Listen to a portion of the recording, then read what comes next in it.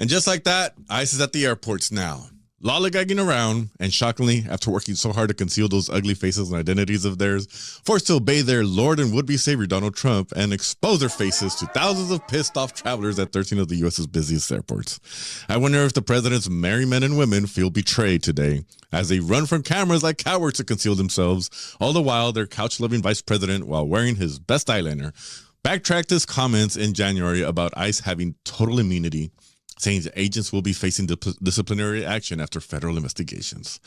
Now, I wouldn't hold anything from this administration as true. We know that they will say anything to win back support from their base during election season.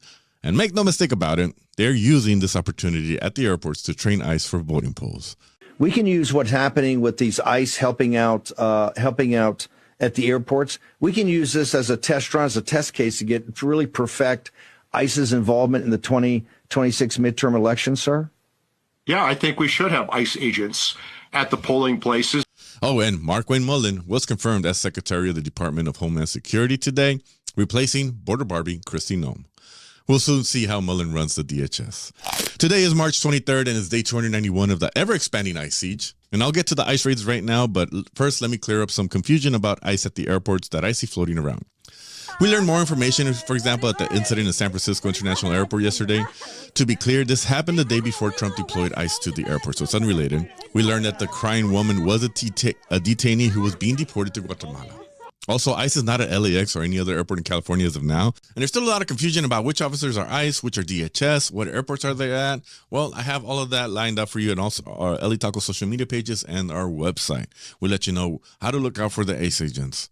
So now the raids. Over the weekend, ICE was mostly up the coast and down towards San Diego.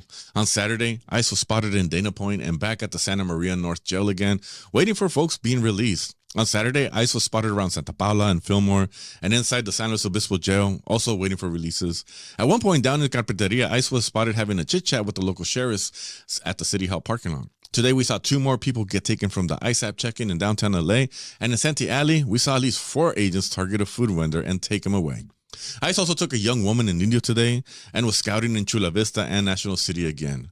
In other ICE-related news, we learned that Trump has detained the parents of more than 11,000 U.S. citizen kids, leaving them stranded with family, friends, or even strangers. Well, that's it for now, but remember, ICE is expanding. We're seeing them at the airports now. They're going to be at the voting polls. Who knows where else they're going to be at? They're constantly at courthouses, at the jails, at the check-ins. They're targeting people out on the streets, and we're still seeing an increase in fleets and new vehicles.